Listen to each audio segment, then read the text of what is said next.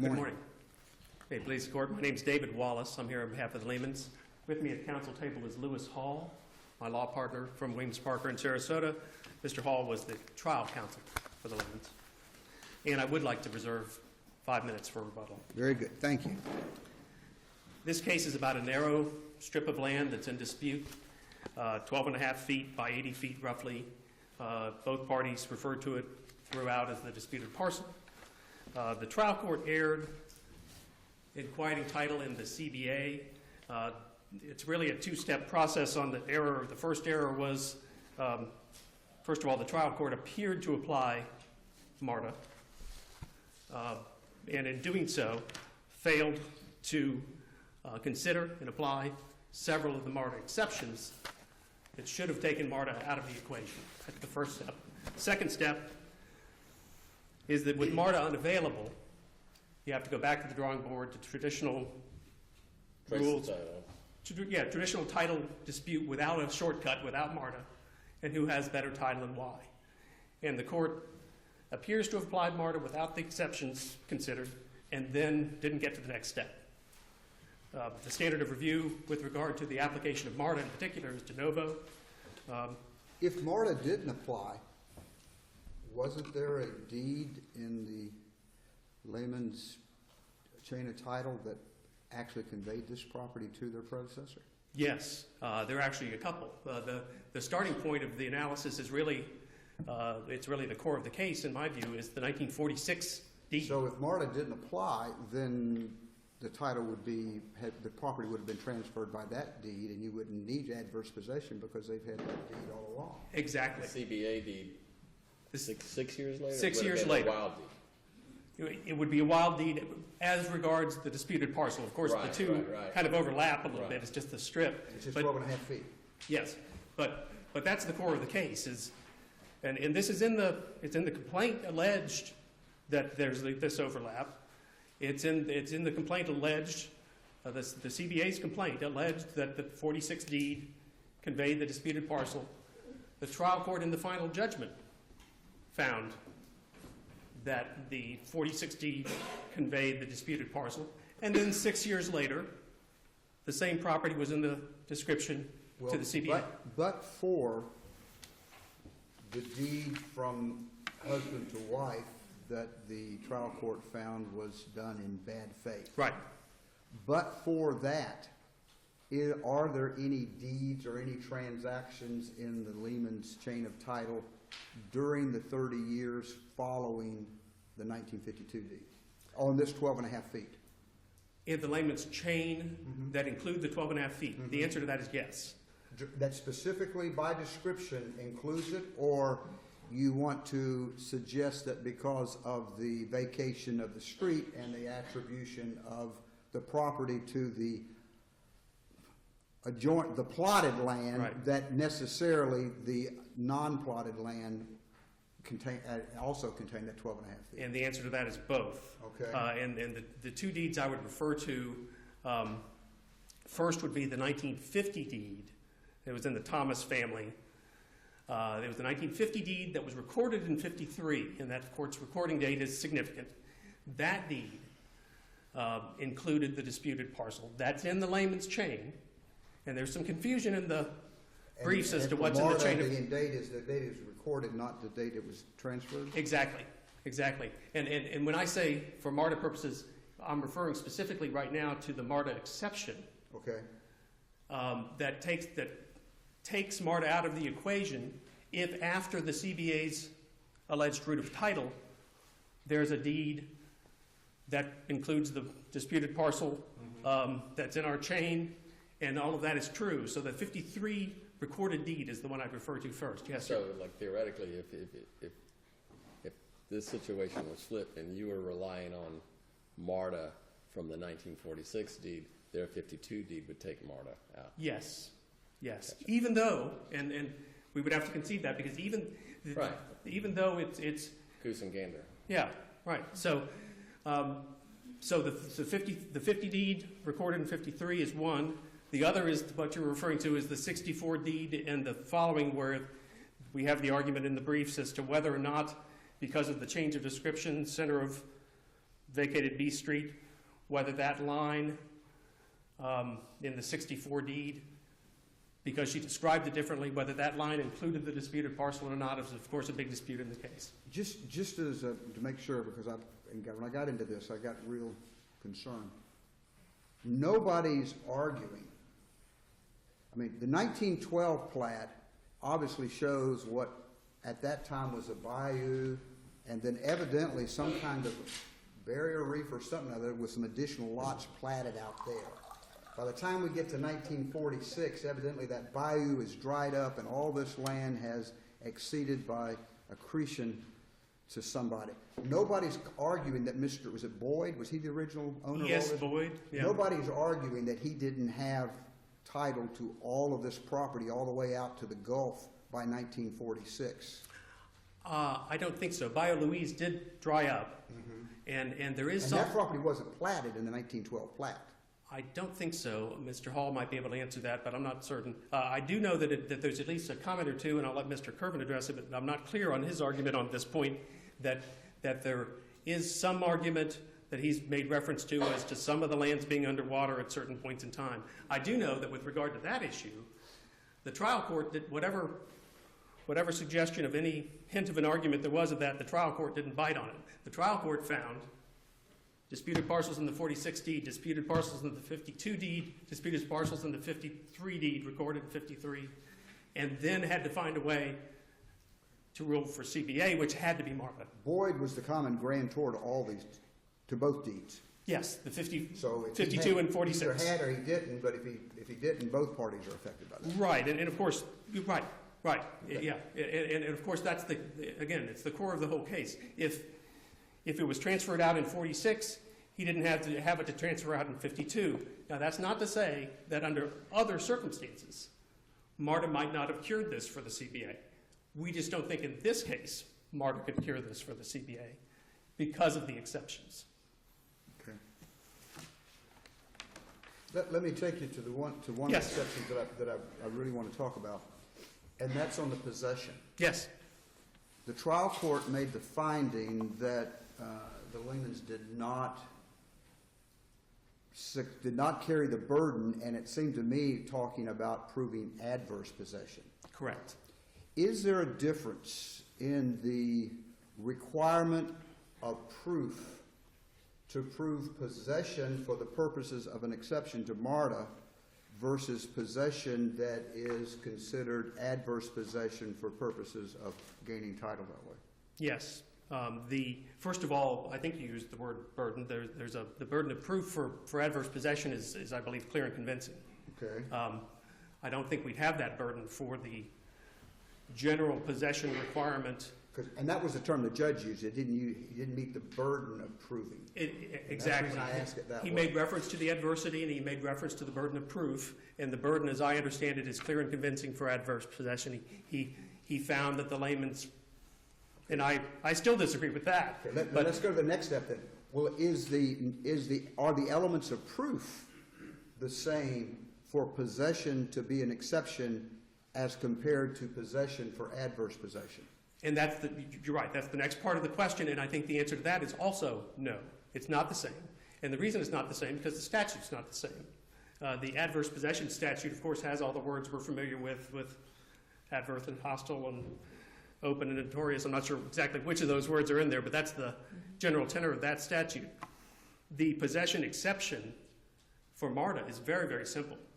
And it says, the preamble is, such marketable title shall not extinguish or affect or extinguish the following rights, and then you go to the third MARTA exception, the rights of any person in possession of the lands so long as such person is in possession. No open, notorious, hostile, adverse, Okay, all in of these possession. things that the layman showed that they did to exercise possession. The sprinklers, the grass, the Bollards. what's that? The bollards. The bollards, all of that. Did all of that occur within the 30 years that we're running that title, or did any of that occur within the 30 years in which that MARTA title period is running? Well, certainly some of it did. But I'll come back to another qualification I want to make on that. The layman's moved in 79, And so certainly some of that began in 79 and continued. The use of the part of the disputed parcel as their yard. The revetment, for example, didn't happen until the 80s. But for purposes of this MARTA exception, the way it's written and the way I've interpreted and the way I've seen is that you're asking the question not back, during that 30 years, but right now, is there someone in possession? And the reason I say that is I believe this exception and a couple of the other ones we're talking about are essentially red flags, stop signs, whatever label you want to put on it like that, to tell you, hey, there's something going on here that this shortcut, MARTA, doesn't work. But doesn't the proof of that possession have to be something that is done, proof that somebody was doing something between 1952 and 1982 before MARTA vested title in the association? Actually, I don't believe so. I think the way it's written. So you can have a 30-year period run, title vest, then somebody come along and start exercising possession, and it divests the MARTA title? Well, it doesn't. I'm not sure I'd say it divests the MARTA title. It means you can't use MARTA to prove your case. It means the red flag comes up and you have to look. Even if that doesn't occur until after 30 years? Now, I thought what happens is after 30 years, a wild deed is made a valid deed. well, the reason I say that is that the way this is written and the way the assessment exemption is written as well, exception is written as well, you're looking at it and is someone in possession, then there's a red flag. Don't use MARTA. If it's been assessed, don't use MARTA. That's my question, though. Is it not incumbent to show the trial judge that someone was in possession prior to 1982? Right. And what, if so, what on this record showed that someone was, we have a lot of indication after the layman's got involved, but what on this record showed someone was in possession prior to 1982 so that the possession statute would keep the MARTA from vesting that wild deed? Well, the layman's got the house in 1979. Okay. So they have been in possession since 79. Now, some of the outward signs of possession have changed over time. The revetment wasn't installed until the 80s. I guess what I'm asking, though, is somebody's got to show the judge that this activity was occurring on this property so that the person trying to rely on MARTA was on notice that somebody was exercising possession. And I guess what I'm asking is, what was shown to this trial judge that somebody prior to 1982 was exercising possession so that the association would have recognized MARTA wasn't going to Well, I think the record shows that Joseph Lehman, with his then first wife, moved into the property and began using this as part of his property, and he took steps very early in his ownership. Okay, and that's the evidence I'm talking about. Yeah, he took steps very early in his ownership to you see the deed that was regarded as in bad faith happened in 1982, so he was possessing the property prior to 1982 and took steps in 1982 to confirm his ownership in the public records. So I think there is record evidence of that the possession began pre-82 and has continued to this day. And I think the clearest, this isn't all pre-82, but of course the clearest picture, if you want to take the judge's own findings with regard to possession, and by the way, the judge's findings were he wasn't thinking, it didn't appear to be thinking about the MARTA exception, of course. He was thinking about adverse possession. But if you take the judge's own findings and to put them on the ground on the BRIC survey, it really shows you that in terms of possession, it's 100% the layman's. You can go along the border of that. And I don't necessarily disagree with that. My concern is you can have possession if the MARTA, and I may be wrong, so correct me if I'm wrong, but it's my understanding if MARTA vests that title or makes that wild deed a valid deed as of 1982, then any possession that takes place after 1982 has got to rise to the level of adverse possession, not simple possession. And I do disagree with that. Okay. And the reason being what I referred to a moment ago is that the way I understand the exception, when you come in and you try to use MARTA, and they came in 2012 to try to use MARTA. In other words, they should have tried to quiet the title in 1982 the minute MARTA, the 30 years I think run. that's one way to look at it, and then the possession would have been the possession as of that time. But as I read the exceptions and as I've understood the case law, it doesn't talk in terms of let's go back to when 30 years in one day, what were the possession indications at that point? We believe we have those here, but I don't believe that's what the exception is about. I believe the exception is there someone in possession? Is it a red flag? Does it take it out of MARTA? Then we don't use the shortcut. And so I think it's actually the possession now. I think we have the possession then, but I think for the purposes of the exception, it's the possession now. And I think that's the same thing for the tax assessment. Your extra 15 minutes. So you should Oh, come, really? please. Oh, well, I didn't intend to. I will make a couple other comments. Again, we believe the MARTA exceptions neutralize MARTA. Take MARTA out of the equation. Then you ask the question, okay, between these two parties, how did they get title? And I'll just mention very briefly the two ways that the layman's get title, and there are two ways. One is through the 64 deed, and then through the Spates deed in 79, which we do believe that description was sufficient to do that. But even if it wasn't, we have the corrective deeds that were 2012 and 2013 from the Thomas estate. Even if you read the CBA's own complaint, you read their own complaint and you look at the judge's findings, if the 64 deed wasn't sufficient to transfer that title, who owned it in 1965? Alice Thomas. Alice Thomas, not the CBA. The CBA having a wild deed in 1952 doesn't cure their problem unless they use MARTA. So if MARTA's out of the equation, it's either to the layman's through the 64 deed and the 79 deed, or through the corrective deeds. Either way, same result, it's the layman's. And of course, we also contend that the judge erred on adverse possession, but I won't go there now. Very good. Thank you. You still got 4 minutes.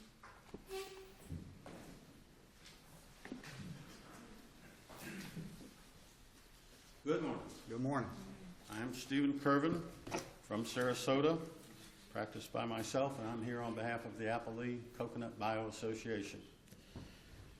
This case started as a traditional quiet title action.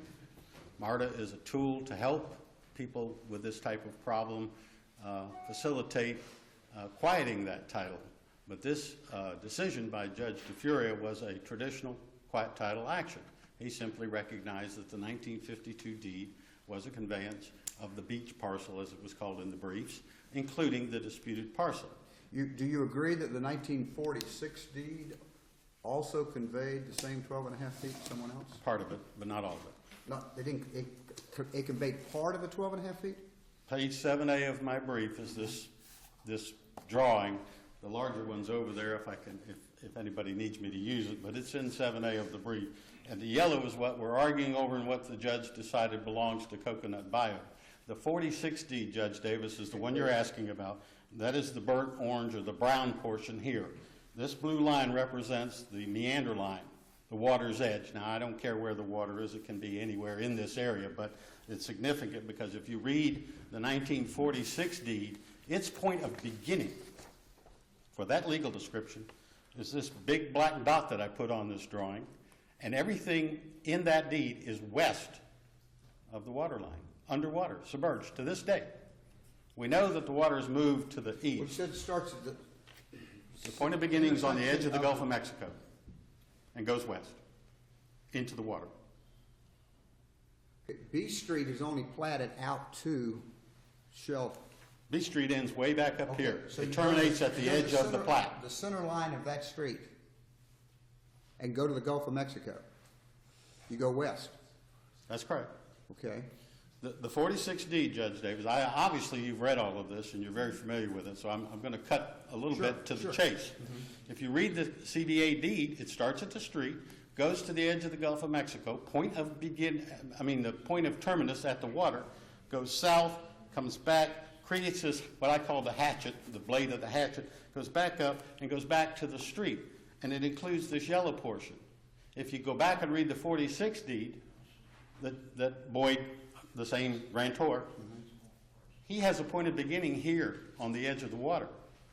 It says, go to the point of beginning on the Gulf of Mexico, and then go west. It said begin at the intersection of the center line of B Street, extended west. Right? That's what I did. Right here. Here's the center line of B Street, and it goes out here to the water. And then it says, continue west, then go south, then 150 feet, then back to the edge of the water, and back to the point of beginning. Well, you go to the intersection of B Street, and the center line of B Street extended west to the west side of Gulf Avenue. Which is the blue line. Okay, and that's the point of beginning. That's the point of beginning, and then it goes west into the water, Then it goes west to the Gulf of Mexico. right? Which is what I say. Okay, so it's taking all that property to the, Everything that you're, where, on your map, where's the Gulf of Mexico? He's got it. here's the street, here's the South Gulf is of up, Mexico, north is down. here's the disputed parcel. I've been looking at this the other way, upside down. Here- I've been here's- upside down all my life, I Well, understand, but I've. Judge, I spent a year doing this before I figured it out. So, this is the street, and that's critical, Okay, because that's it which talks street? about the west boundary of Which Gulf street? Avenue. That's Gulf Avenue? Gulf or- Avenue, Yeah. sometimes known as Shell Yeah, Road. okay, and You that may, was- you may same want to question. hold it, why don't you hold it upside down, that make it, there you go. And that was not a platted street. Let me do this. This is north. Right, good. This is Lehman's house that he moved into in '79, but he didn't do his Judy deed, as I called it, Right. until 1982. So your question about possession, he didn't even start exercising dominion over anything until 1982. And that's what the court found to be in bad faith. But here's the Gulf, here's the edge of the water, here's the Gulf Avenue Shell Road, here's Coconut Bayou and their beach parcel. And if you take the 82 deed from Boyd, it goes all the way to the water, down, takes in the disputed parcel, back up and to the road, untouched for 60 years. Paid taxes on it, possessed it, did all of that. And that's what the judge found. He said, after all this machination and all these documents and all these plats, it's simple. Boyd conveyed it to Coconut Bayou. Mr. Lehman decided, and he testified, that he decided a mistake had been made in this change of title, this 46 deed that the court's asking about. And he was short 3 parcels, so he decided to correct it by hiring a lawyer, Mr. Boylston, and doing a deed which the court found to be in bad faith. But this yellow piece that was quieted title in Coconut Bayou, and what I'm standing here defending, was never in Mr. Lehman's change of title. Never. Until he put it there in 1982. So you don't need marketable title? I don't think you need MARTA. Why did the judge do it? Why not? So we never get to these exceptions that Mr. Wallace is saying, oh, well, we had possession, we paid taxes, and the judge discussed all those. And you're right, Judge, there's a different burden of proof for possession. It's much more relaxed for a simple What about the issue, MARTA claim. what about the issue of, to avail yourself of the possession exception, is there a time period in which you must show that possession occurs? In other words, do you have to show the possession is being exercised within the 30 years, or is it just as long as it's exercised before the quiet title action is brought? Well, I think, first off, we have to understand that the possession exception and the other exceptions are defenses to your title. Mr. Lehman never had title. I just showed you that. But let's assume he had some sort of title. And it doesn't have to be a valid deed. It can be a wild deed. It can be a fraudulent deed. There was a case in the briefs that fraudulent deed can serve as a root of title. Sure. When did he ever have the root of title? When do we ever get to talk about MARTA when it relates to Lehman's claim for title to the property? Humor me. I'm sorry, maybe I missed Mr. Humor me. Yes, sir. Assume that we've got a MARTA issue, All right. and I'm going to raise possession as an exception to your claim to title under MARTA. Right. Do I have to show I exercise possession within the 30 years prior to the running of that time period? Or can I show and if you choose not to bring your quiet title action for 50 years, can I show possession within the last 5 years before you brought your action? I heard your question to Mr. Wallace, and I was sitting there agreeing with you. No, you have to show it during the time that the title's vesting. Otherwise, how would anybody know? So the title under MARTA, and boy, dirt law was not anything that I understood when I was in practice. Fascinating stuff, though. Okay. So when the 30 years passes under MARTA, the title vests, I'm going to take the extreme, this wild deed vests at the 30 years regardless of when you bring your action to quiet title. I agree. Okay, that's the difference I wanted to get you. And in this case, it's even late in the process of discovery, we found this quitclaim deed where the unincorporated association conveyed to their new corporation, Coconut Bayou Homeowners Association, Inc., which is the Appellate. I couldn't have asked them to do something better. because now we created a root of title. They're saying in 1952, Boyd conveyed it to us. In 1982, we're going to convey it to ourselves. And guess what? That quitclaim deed is after the duty deed. So there's two roots of title, if you will. And the possession by Mr. Lehman did not start to evidence itself until well after he had done the duty deed in 1982. So I'm answering your question in the affirmative. He did not show possession to defeat this root of title. Okay, Yes, ma'am. we've addressed that, but let's talk about adverse possession. All right? How does that weigh into all of this? Some people would say this is semantics. I don't think it is in this case.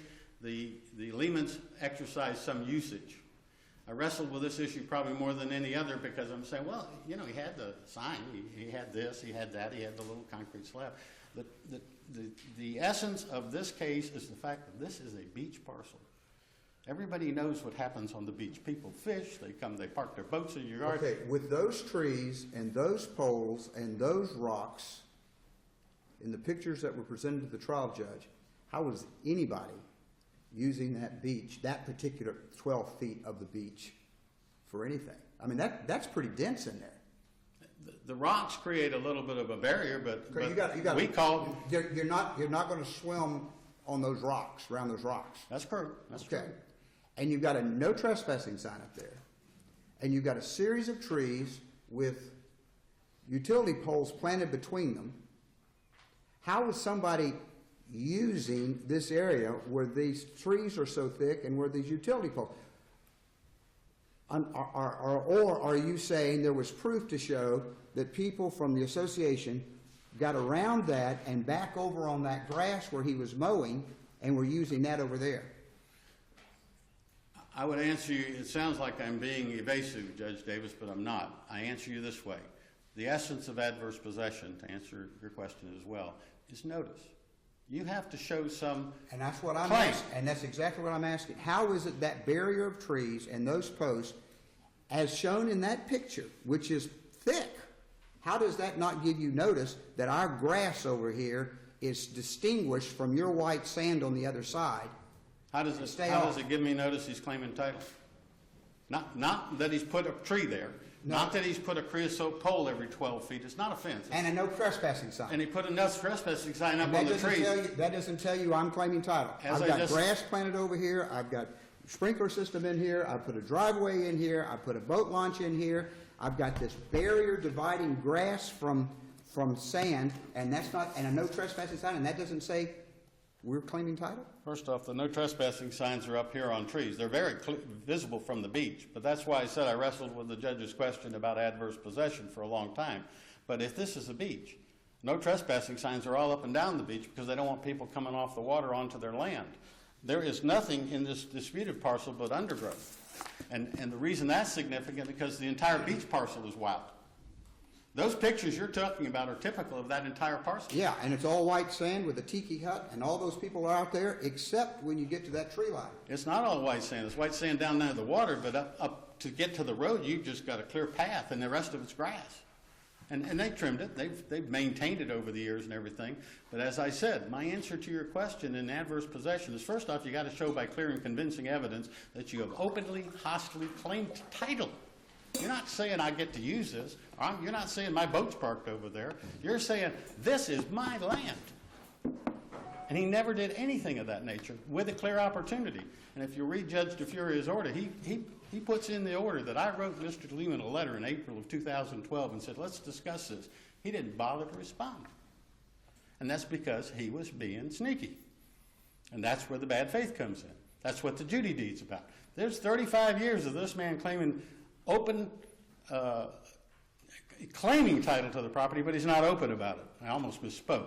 He is not open about it, and that's why there's no adverse possession, because there's no clear evidence that he was saying this disputed parcel is mine. Your surveyor indicated there was some question. The survey is not a title question. The No, survey, but the it survey said it put the association on notice that this was an undetermined ownership in property. I am so glad you asked that question, because if you read the survey, he says encroachment by usage. He saw the rocks, he saw this, and he's saying somebody might be claiming this. So he's doing a boundary line survey, and he says, hey, you better pay attention to this. Well, they paid attention. What year was the survey? Sir? When was the survey? Well, the first survey you've got, which is an excellent one, is exhibit number 2 in the record, which is the Liddell survey. It's not dated, but it's found within the minutes of the association in 1952, and it clearly shows the disputed parcel. And the testimony established that Mr. Boyd knew exactly what he was doing. So he probably used that survey to draft the Coconut Bayou 1952 deed. Then there's a survey in 1988 with Hebb that they want to say, well, that was noticed. Well, it was noticed that there was a dispute or a disputed parcel, but it wasn't noticed that there was some claim. It too says problem by usage. Nowhere does Mr. Lehman come forward and say, I'm adversely possessing your property. Here's your notice. And that's the answer to the question. The second answer to that question is, even if he said the sign or the boat or this, or I had dinner and my friends were told, that's fine. But where is it clear and convincing that he put Coconut Bayou and all the other neighbors on notice, I own this property? He used it, no question about it. But there's nothing, and like I said, the answer to the question is you have to remember, this is a beach parcel. Having people on your beach is not unusual. So I'm suggesting to you that the court heard the evidence, found that his plan was to take this property, but the problem with his plan was he didn't intend to tell anybody about it. I asked him. I said, so you didn't tell Coconut Bayou? Didn't you think you should? He said, that's correct. I didn't need to. That's in the record. So it was very obvious that he failed from a traditional, this property was never in his chain of title. All you have to do is read the documents. You don't have to read my brief. You don't have to read cases, nothing. All you got to do is read the document. It's not in there. That's why I attached this, 7A. Secondly, you go to possession. Yeah, he used it. There's no question that all these things that you're talking about. But that's why the cases are very important. And Downing versus Byrd is almost on point. Almost the same set of facts, except it's not a beach. And it basically said, yeah, all those things happened. People drove their cars on it and did this, but it was all kind of intermittent. And there's no clear statement from Mr. Lehman, I own this disputed parcel. Or otherwise, I think the association, as they said, they investigated in 1988. And nothing happened. Well, we're left to conjecture, but you would assume that if somebody was taking their property away, they would have done something about it, just like they did when I wrote my letter and said, Mr. Lehman, talk to us about this. We're concerned that there's a problem here. And he didn't bother to respond. And if you read his deposition testimony, which was read into the record, and then you read his trial testimony, you find out that even his testimony was somewhat deficient. When he got to trial, he had to tell what he was doing. And he says, oh, I think somebody made a mistake in my chain of title, so I corrected it with my deed to my wife. And the judge said, that's not good faith. We make claims to property by filing lawsuits and quieting the title. And he didn't want to do that until his 30 years was up. And it wasn't up until 4 months after I wrote my letter to him. So I'm suggesting that we have traditional quiet title. We have a MARTA quiet title, which is nothing more than a tool to be used by us. We have possession, where his evidence was completely deficient, even from the standpoint of the relaxed burden of proof to simply show that he possessed it from a MARTA standpoint. He didn't have title, so the possession becomes irrelevant for MARTA purposes. And last was the overriding consideration that Mr. Lehman was not being open and above board. So we suggest that the court confirm the trial court's finding. Thank you.